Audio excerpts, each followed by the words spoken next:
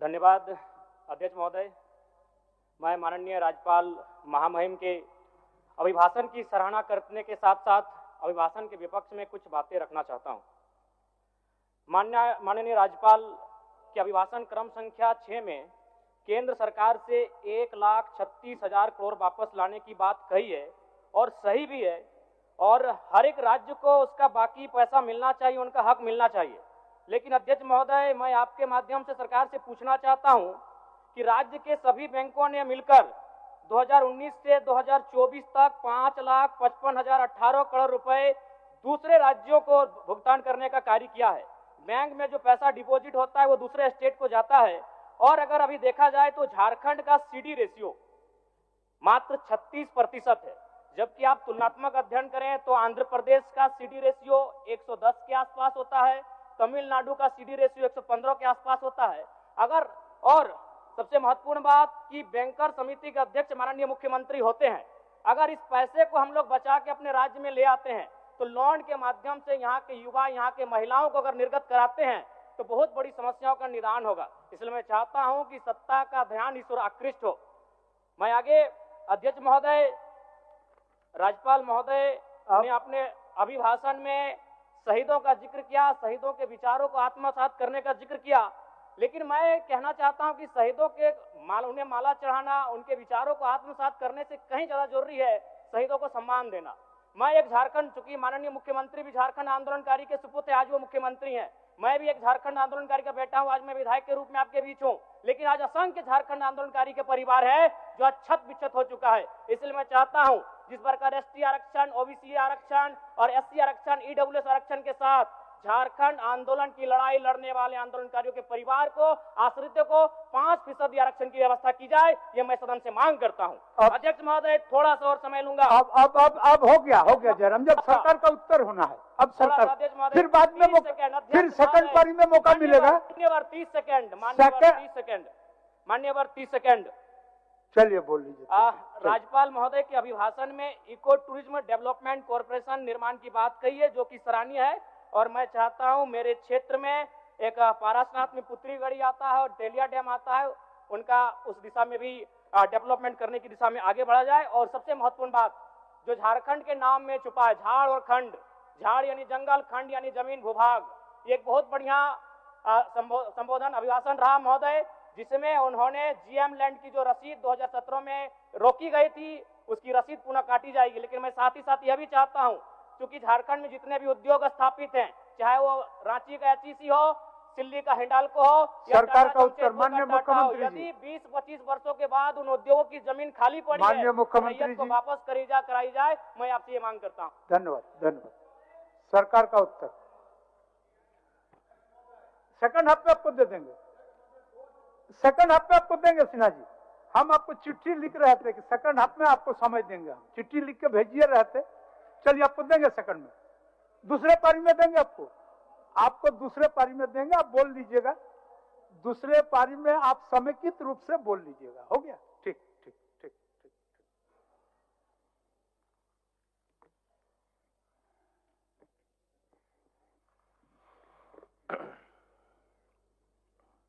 अध्यक्ष महोदय, आज सदन में माननीय राज्यपाल महोदय द्वारा पढ़ा गया अभिभाषण पर चर्चा हो रही है, और मुझे लगता है अध्यक्ष महोदय, राज्यपाल महोदय जिन्होंने ये अभिभाषण सदन को सुनाया, ये अभिभाषण अध्यक्ष महोदय मुझे लगता है कि इससे पूर्व में जितने भी अभिभाषण पढ़े गए हैं उन सब में सबसे छोटा और सबसे अधिक दूरदर्शिता के साथ दिखाया गया अध्यक्ष महोदय। और ये अभिभाषण नहीं अध्यक्ष महोदय, ये अभिभाषण राज्यपाल जी के द्वारा जो पढ़ा जाता है, पूर्व में भी पढ़े गए और इस बार भी पढ़ा गया, सदन को बताया गया। अध्यक्ष महोदय, ये अभिभाषण नहीं, ये सरकार का एक श्वेत पत्र होता है और इससे बिल्कुल ये स्पष्ट है कि सरकार झारखंड के लिए क्या करना चाहती है और इस राज्य को किस दिशा में ले जाना चाहती है। हम सब जानते हैं अध्यक्ष महोदय, पूरा देश जानता है कि झारखंड देश का सबसे पिछड़ा राज्य है और यहां पर सबसे अधिक आदिवासी, दलित, पिछड़ा, अल्पसंख्यक, किसान, मजदूर तबके के लोग वास करते हैं। कहने को तो अध्यक्ष महोदय, देश आजाद होने के बाद देश के सबसे बड़े, बल्कि दुनिया के गिने चुने उद्योगों में से, बड़े उद्योगों में से कई उद्योग इसी राज्य में लगा। चाहे हम बोकारो स्टील प्लांट की बात करें, चाहे चिस्सी की बात करें, चाहे देश का पहला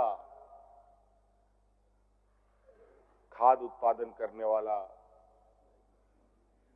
सिंदरी फर्टिलाइजर फैक्ट्री की बात करें, चाहे और उस समय की बात है अध्यक्ष महोदय जब देश को टाटा बिरला के नाम से जाना जाता था और वो टाटा बिरला भी इसी राज्य में सबसे पहले इन लोगों ने अपने कार्यकलाप, अपने उद्योगों को लगाना प्रारंभ किया था अध्यक्ष महोदय। उसके बावजूद ये समझ से परे है अध्यक्ष महोदय कि इस राज्य के ऊपर कौन सा ऐसा अभिशाप लगा कि यहां के लोग भूमिहीन होने लगे, बड़े पैमाने पर विस्थापित होने लगे, बेरोजगार होने लगे, अलग अलग राज्यों में पलायन की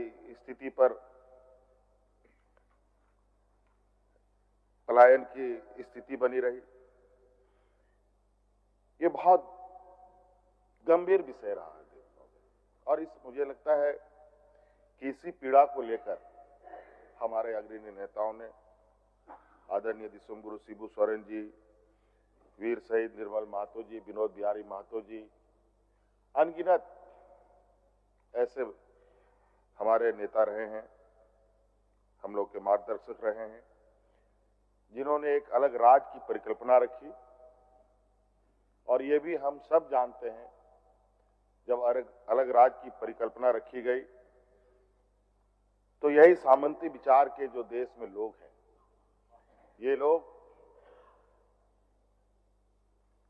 हमारे उन अग्रणी नेताओं पर कटाक्ष करते थे, हंसी उड़ाते थे। क्या ये आदिवासी लोग, माझी लोग अलग राज ले पाएगा? ये लोग तो हड़िया दारू पी करके पेड़ के नीचे पड़ा रहेगा। अध्यक्ष महोदय, हमें गर्व है उन महापुरुषों के ऊपर जिन्होंने अपना लक्ष्य को साधे रखा और एक लंबी लड़ाई लड़ी और अंतोगत्वा 2000 ईस्वी में जो लोगों को असंभव लगता था वो संभव करके दिखाया, अलग राज करके दिया। माननीय हमारे विपक्ष के लोग बराबर इस बात को कहते हैं कि आदरणीय अटल बिहारी वाजपेयी जी ने राज को अलग किया। ये बात सही है अध्यक्ष महोदय। अटल बिहारी वाजपेयी जी तत्कालीन प्रधानमंत्री थे, उन्होंने इस बात पर मोहर लगाई जरूर, लेकिन यह भी सत्य है अध्यक्ष महोदय कि गरीब, गुरुआ, किसान, मजदूर, इन सब लोगों को कोई हक, अधिकार उसके घर पे लाके नहीं देता है अध्यक्ष महोदय, उसके दरवाजे पे लाके नहीं देता है अध्यक्ष महोदय। उसके लिए उसको संघर्ष करना पड़ता है और छोटा मोटा संघर्ष नहीं अध्यक्ष महोदय, ये तो अलग राज का बात था और इस राज की लड़ाई दिन, महीने नहीं, साल नहीं, बरसों बरस गुजर गए अध्यक्ष महोदय। कई लोग शहीद हो गए, कई महिलाएं विधवा हो गई, कई नौजवान अनाथ हो गए, और इस पीड़ा को हम लोगों से अधिक कोई नहीं समझ सकता। देखो,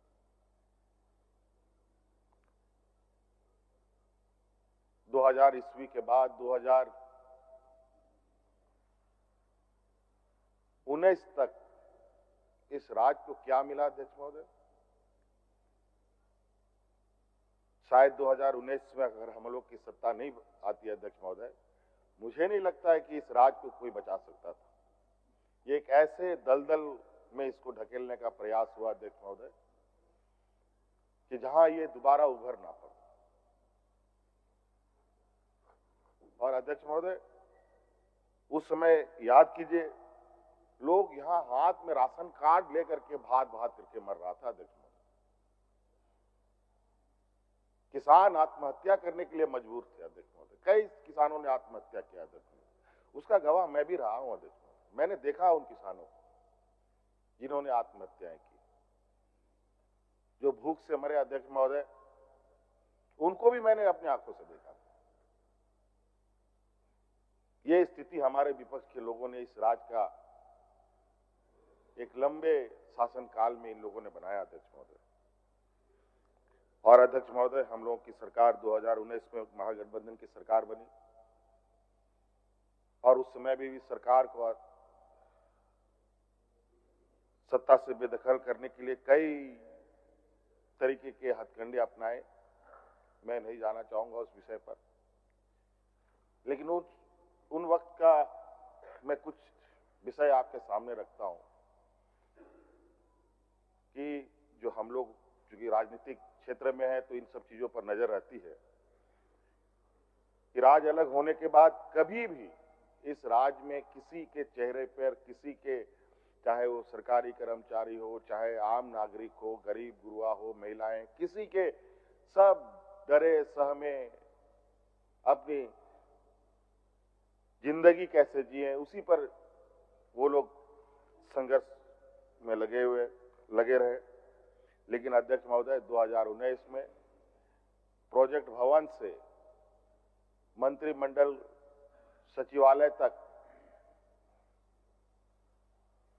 यहां तक कि विधानसभा परिसर में भी लोग ढोल नगाड़े लेकर के गुलाल अबीर के साथ सरकार का स्वागत, धन्यवाद, और उनके चेहरे पर जो मुस्कान देखता था अध्यक्ष महोदय, ये आप अंदाजा नहीं कर सकते। मैं बोल नहीं पा रहा हूं कि लोगों में क्या उत्साह रहा है।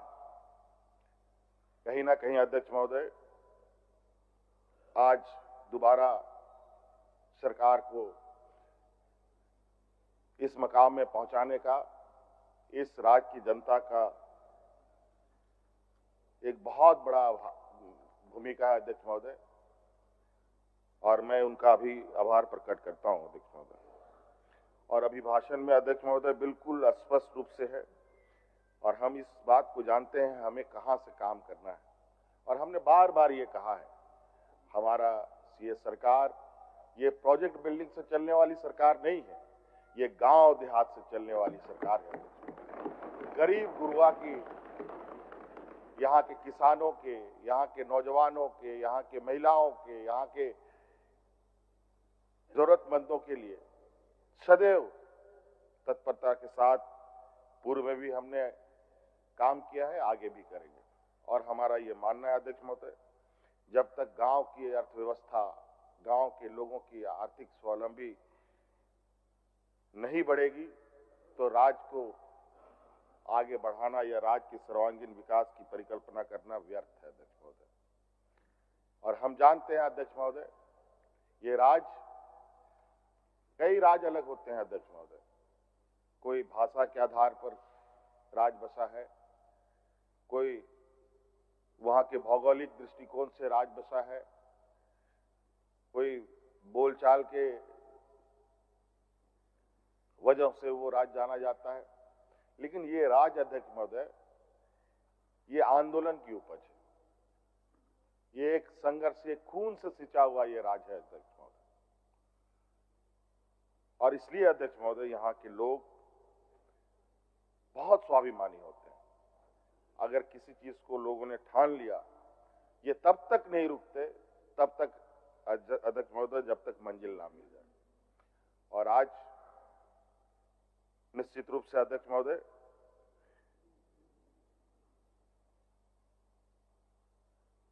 राज्यपाल महोदय के अभिभाषण में हमारा लक्ष्य स्पष्ट है। इस राज्य के हर वर्ग और जो हमारे शहीदों का सपना है, उसको पूरा करने का हम लोग, पूरी सरकार कटिबद्ध है अध्यक्ष महोदय। और आप देखेंगे अध्यक्ष महोदय, हम लोगों ने तो लगभग 2019 के सरकार के कार्यकाल में लगभग राज्य के सर्वांगीण विकास के नींव हम लोगों ने डाल दिए। अब उस पर बिल्डिंग खड़ा करने की आवश्यकता है अध्यक्ष महोदय। ये पूरा लगभग हम लोगों ने जो एक जमीनी स्तर का जो विषय है वो हमारे पहले ही तैयार है। और अब बहुत जल्द आप देखेंगे अध्यक्ष महोदय, चाहे शिक्षा के क्षेत्र में हो, स्वास्थ्य के क्षेत्र में हो, यहाँ के भूमिहीन के लोगों के विषय में हो, यहाँ के लोग जो रोजगार से संबंधित विषय है उसको लेकर हो, ये सभी चीजों के अवसर इतने बड़े पैमाने पे आने वाले समय में इस राज्य को मिलने जा रहा है अध्यक्ष महोदय। अध्यक्ष महोदय, क्योंकि अभिभाषण है, अभिभाषण पर हम अपनी बातों को रख रहे हैं, और मैं बहुत बोलने के इच्छा में भी नहीं हूं, बल्कि कार्यों को लोगों के आंखों के सामने दिखाना हमारी पहली प्राथमिकता है, ताकि लोगों को यह पता चले कि आज हम लोगों ने कितनी लंबी लकीर इस राज्य के लिए खींचा है। बहुत सारे माननीय 7 बार, 8 बार, 9 बार, 10 बार यहाँ माननीय सदस्य लोग जीत के आए हैं अध्यक्ष महोदय। और परिवर्तन अगर कहीं दिखा है अध्यक्ष महोदय अलग राज्य होने के बाद, तो 2019 से परिवर्तन होना दिखा है। चाहे आधारभूत संरचना को लेकर हो, चाहे अध्यक्ष महोदय पर्यटन के क्षेत्र में हो, चाहे अध्यक्ष महोदय रोजगार सृजन को लेकर हो, और आज अध्यक्ष महोदय हमारे, क्योंकि इस राज्य में मजदूर तबके के लोग बहुत हैं, हम लोग ये देश का पहला राज्य है अध्यक्ष महोदय जहां हम लोगों ने श्रमिकों के लिए सबसे बेहतर कानून बनाया है अध्यक्ष महोदय। और उसके वजह से आज देश के अंदर हो या देश के बाहर हो, अपने मजदूरों की सुरक्षा के लिए सरकार खड़ी रहती है अध्यक्ष महोदय। और अध्यक्ष महोदय विशेष नहीं, और आपका बहुत बहुत धन्यवाद अध्यक्ष महोदय। मैं चाहूंगा कि हमारे विपक्ष के साथी परस्पर सहयोग करें, और आप देखेंगे और आपको भी अच्छा लगेगा। आज आप देखिए रांची शहर में हमारे आदरणीय सीपी सिंह साहब बुजुर्ग हो गए हैं, इतने बुजुर्ग हो गए, शहर को बढ़ता गिरता उठता देखा इन्होंने, लेकिन हम लोगों ने शहर को एक नया आयाम देने का काम किया। आज बड़े बड़े फ्लाईओवर यहाँ पर देखने को मिल रहे हैं। अभी आप देखेंगे कि रांची का चहुमुखी विकास किस तरीके से होगा। हर दिन एक नया अध्याय इस राज्य में जुड़ेगा अध्यक्ष महोदय। बस आज तो हम लोग चलना शुरू किए हैं, अभी तो बहुत तेजी से और रफ्तार के साथ चीजों को आगे हम लोग बढ़ाएंगे अध्यक्ष महोदय। मुझे बोलने का आपने अवसर दिया, बहुत बहुत धन्यवाद। जोहार। लोग के आंधी में भारतीय जनता पार्टी का जो कमल फूल है वो मुरझाएगा क्या? वो पंखुड़ी उसका तार तार हो गया और पंखुड़ी उड़ गया तहस नहस हो गया। ये आंधी में टिका नहीं है। इसलिए आज भी समय है आप लोग सोचिए, गंभीरता से सोचिए। और पता नहीं, हमारे इतना अच्छे दोस्त थे हमारे छोटे भाई चंपाई सोरेन जी, किधर से इसको कौन सा भूत लगा, ये आखिर भाग गया उधर।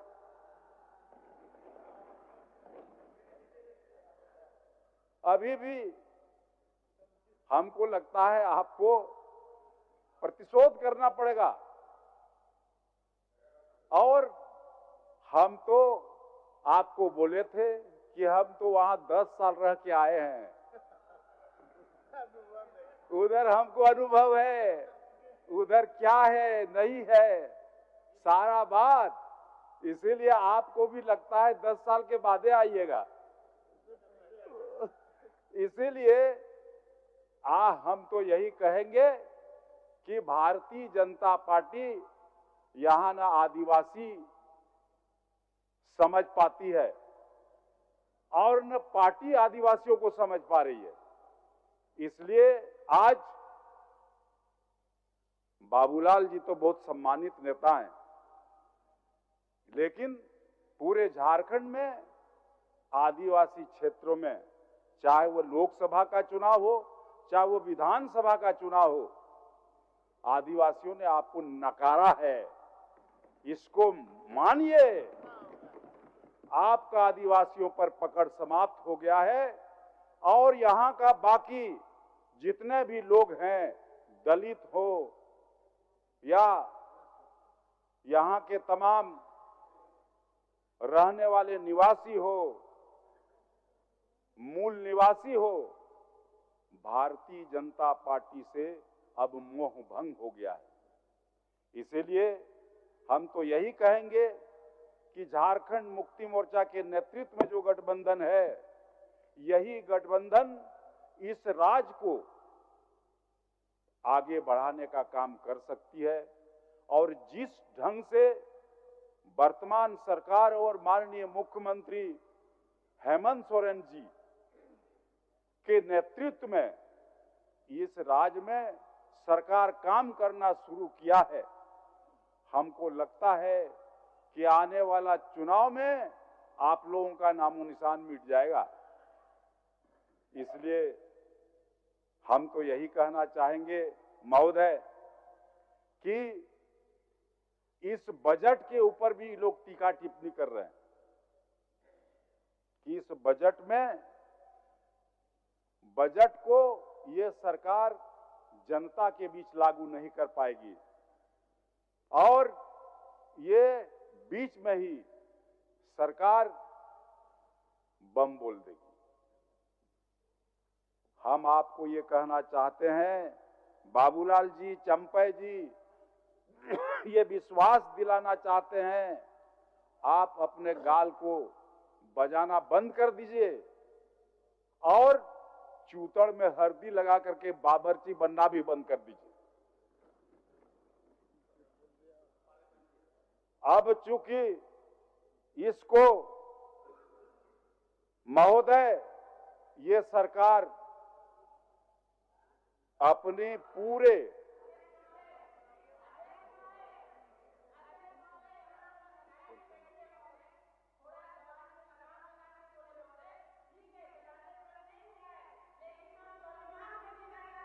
अच्छा बैठो बैठो, चलिए हमलाल बाबू बोलिए, चलिए बैठो, चलिए महोदय। अच्छा महोदय, उस शब्द से आपत्ति है तो स्पंज कर दे काहे का बोल दिए तो बोल दिए, उसको स्पंज कर देगा।